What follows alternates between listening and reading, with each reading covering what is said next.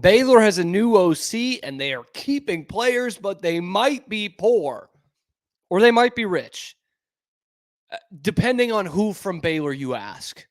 This is Locked On Baylor.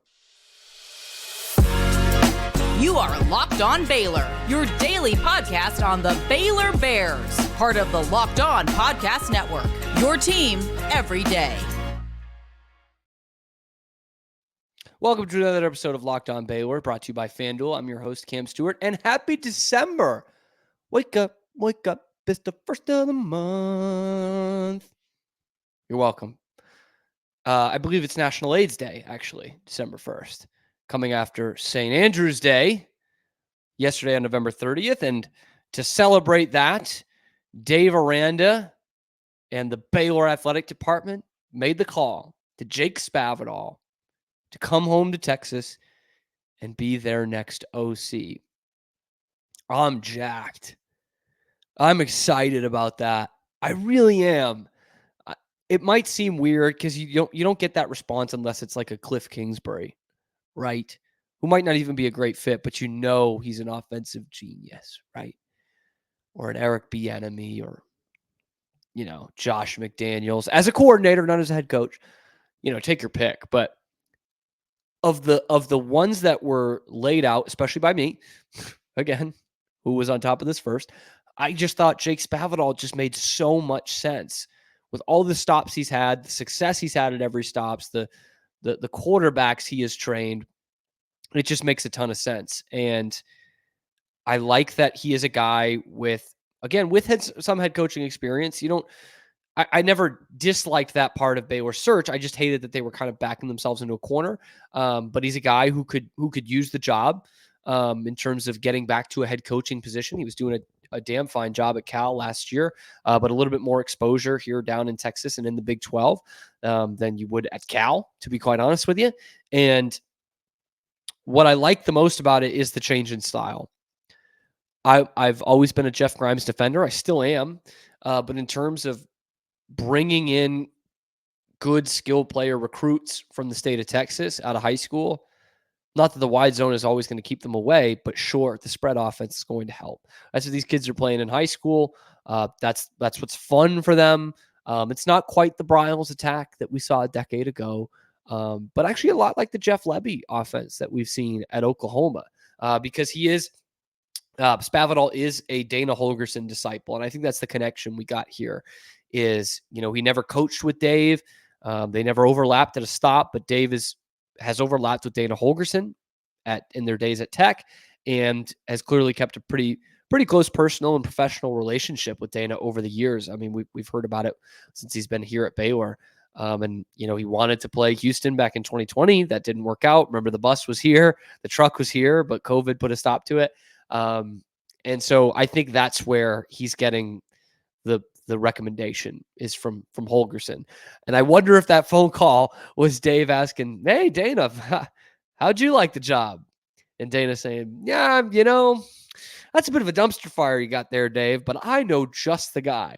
And the resume pops. I mean, you would have saw it if you're a loyal listener back on Wednesday when I highlighted Spavital's career, but it's just the quarterbacks he's worked with over the years, from Case Keenum to Brandon Whedon, Geno Smith, Johnny Manziel, Kyler Murray, Kyle Allen, even an NFL quarterback, Will Grier. He's done a terrific job. Davis Webb, who's still kicking around the NFL. That was one of his best stints, was his first time at Cal with Davis Webb. So the year after Jared Goff, all he does is make them a top 10 offense in the nation under Sonny Dykes, who's another guy that Dave has a good professional relationship with, and probably called him too, asking about Spavital. But I am just so fired up about this because of the guys that I've laid out this week, the only ones that really made sense and were going to be good fits were Spavital and Major Applewhite. So I kind of told myself yesterday,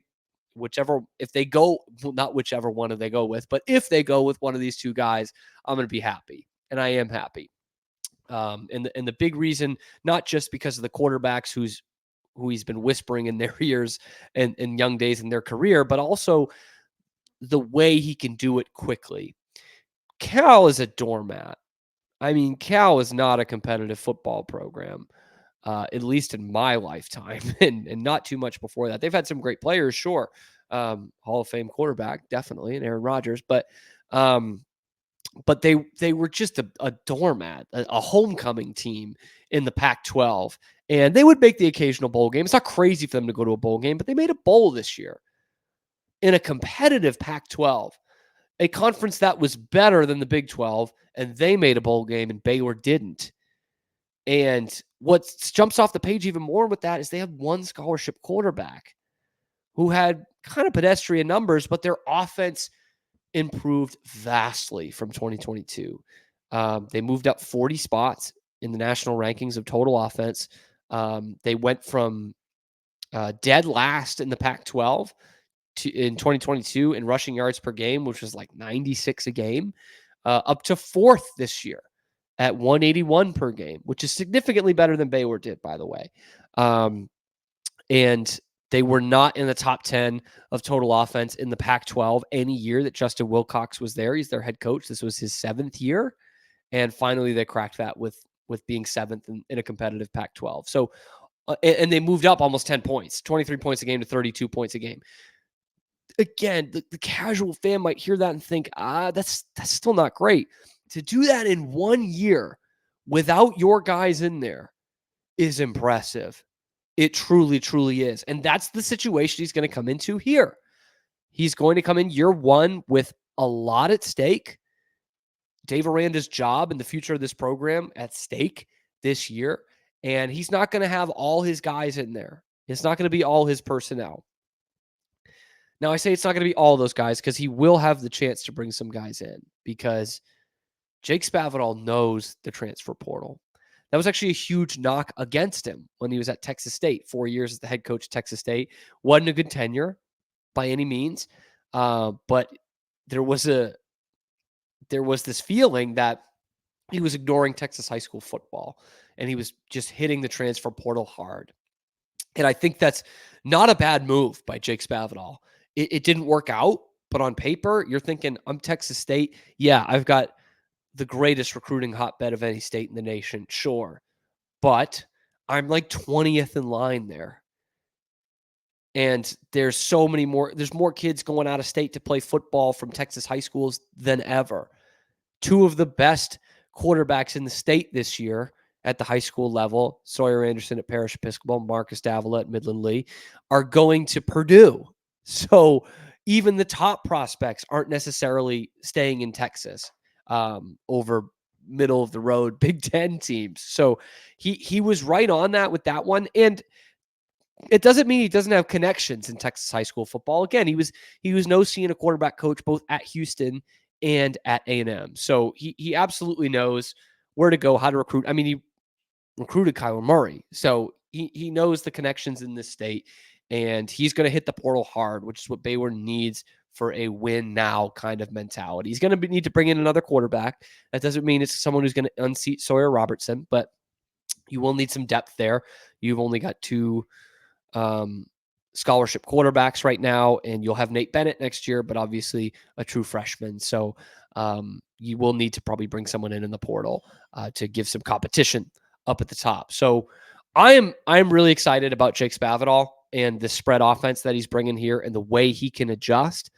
Let me know what you think. I've seen some people pick apart all of his jobs, but I mean, the proof is in the pudding, whether he left the place better than he found it or not.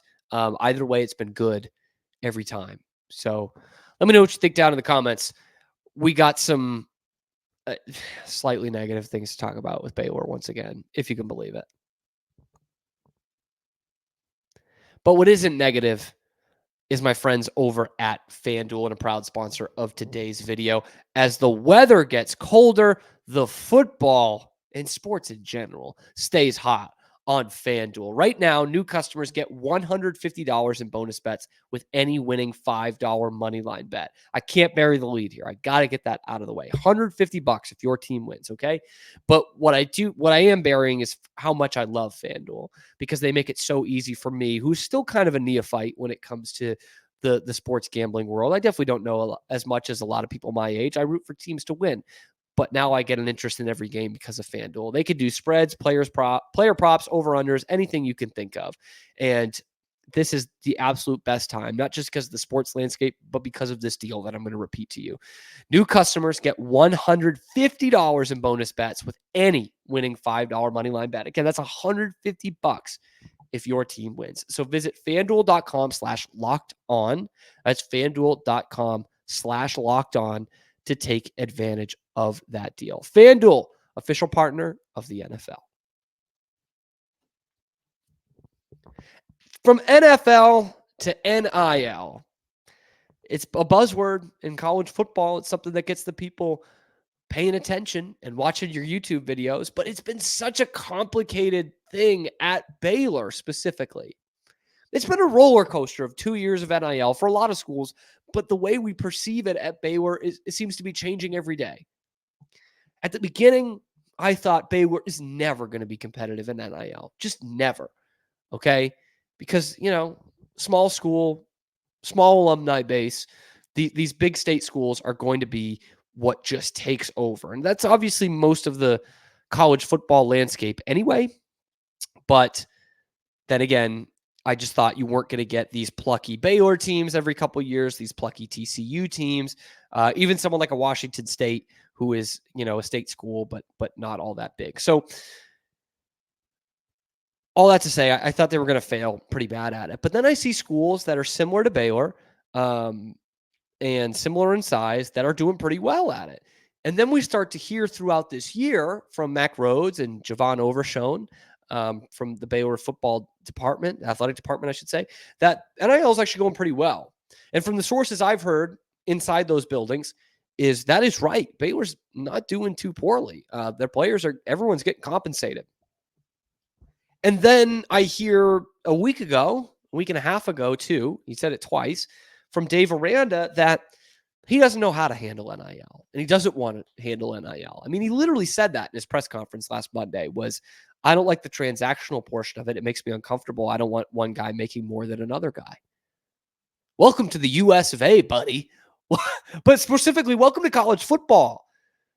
College football has never been socialist in any way. The NFL is, in a good way, but college football is survival of the fittest, man. You gotta learn this thing. I mean, you gotta adapt or die here. This is social Darwinism at its finest with the transfer portal and NIL, neither of which Dave Aranda has handled well, and he's admitted as much. And then so he says that last Monday, and then after the game on Saturday, this heartbreaking loss. No one knows in that room whether he's going to be the head coach at this point in the week anyway. And Matt Mosley asks if he has a plan. And he says, yes, I do. And the first thing he mentions is being hyper aggressive in NIL. So now I'm like, okay, Mac and Javon Overshone say this is doing pretty well. And the people I hear from, to be fair, are also saying it's going pretty well. And then I have the head coach saying it's not going well and that he doesn't know how to make it go well, essentially. He's going to try. So I'm like, who am I supposed to believe here? We heard earlier in the season, Mack Rhoades did an interview saying that their NIL giving was the second most of anyone in the Big 12. Okay. And he's saying you might not see it on the field here in 2023, but you're going to see it in the future. You're going to see it on the campus as well with the facilities. And that's fantastic. I'm willing to be patient for that. It doesn't mean that Baylor's not falling behind, but I'm willing to be patient for that and hear that out. And then I hear the head coach saying it's not good. And potentially is a reason why they're losing. So who am I supposed to believe here? And then to add on to that cake, in his State of the Union, State of the Program address this week, Mack Rhoades talks about NIL again. And he says, Dave's analytical mind is very beneficial to us in terms of NIL. That's one of the reasons why we're keeping him around. So again, the coach says he's not good at it, that he doesn't even like it. And then I'm hearing that one of the reasons you're keeping him around after his third losing season in 4 years is because you like his potential with NIL. Which is it? Which is it? Do we suck at it or do we not? Are we playing poor or are we not? And so the best part about this is yesterday we stumbled across the NIL website, and this is something that's been out on Twitter that Baylor puts out. It's on the Baylor website, Baylor and NIL. They say that the university is number one in total NIL compensation in the Big 12. Number one. Whoa. That jumps out. And then you go look at the numbers, which they publish as well. Total annual NIL compensation year to date. This is actually NIL from July 2021 to the end of June 2023. $3.3 million. Okay, that's solid. That's great. That's the first thing I think of when I read that. And then I think, wait a minute. I don't know too much about NIL, but 3.3 probably isn't the most in the conference. That's because it's not. It's not. And this is a tweet from Jackson Posey. That's at by Jackson Posey. Like a byline, not that kind. At by Jackson Posey on Twitter. And so he tweets that out, and then 3 pictures of what some of the other schools in the Big 12 are reporting, okay? The University of Texas reports they have made $15.7 million in NIL since the NIL era began in July of 2021. Last I checked, 15.7 is considerably higher than 3.3. Almost 5 times the amount. And see, that's one of the first things that kind of bugs me about this. Baylor shouldn't be comparing itself to Texas when it comes to NIL. No one will tell you that. We can't play poor, and we can't say we can't compete with anybody in the conference. But no, money-wise, we're never going to compete with them. But when you're putting out your number one in the conference, you're saying we're not only competing with them, we're better than them, and you're not. Okay, let's do another school in the Big 12. Oklahoma. Crimson and Cream NIL Fund. Since it started, they raised $1.6 million in 30 days, by the way, which is half of Baylor's total earnings, and $5 million in fan donations since NIL began. $5 million, if you're keeping track at home, is also more than $3.3 million. This ain't golf. It's not the lowest score wins. It's not high school cross country. Okay? So the higher score wins. And so, okay, maybe they're saying of the teams in the new Big 12, Baylor is number one. Okay, it didn't say that in the graphic, but maybe that's what they're thinking. So let's look a little bit deeper at another school who is currently in the Big 12 and will be in the Big 12 next year, Texas Tech. In-state school, public, sure, a little bit bigger than Baylor, not that much bigger than Baylor, a little bit bigger than Baylor, and is not as good a overall program as Baylor, not as attractive a job as Baylor, okay? So Texas Tech, they report earnings of $7.9 million. 15.7, 5, and 7.7, 7.9, excuse me. I am no math whiz, but all of those numbers are bigger than 3.3. So again, I ask, when it comes to NIL, who do I believe? Is it the coach saying it's a problem and that he stinks at it? Is it the athletic department who is saying, not only are we good, but we're the best of the best in this conference when it comes to NIL? Who should I believe? And maybe they hinted at that, Baylor Athletics did, because this afternoon, after that screenshot started revolving around Twitter, all of a sudden this afternoon, those stats were no longer up there. It was pulled down from the Baylor Athletics website. So again, who am I supposed to believe? Now the webpage has 54% of student athletes receiving one or more NIL deals, 13th nationally in total NIL compensation among open doors partners. I don't know what that means, but again, I'm finding it hard to believe with all the other numbers that we're seeing. $3,900, just a hair under $4,000 is the average transaction value across all sports, and total NIL compensation still at that same number, $3.278 million.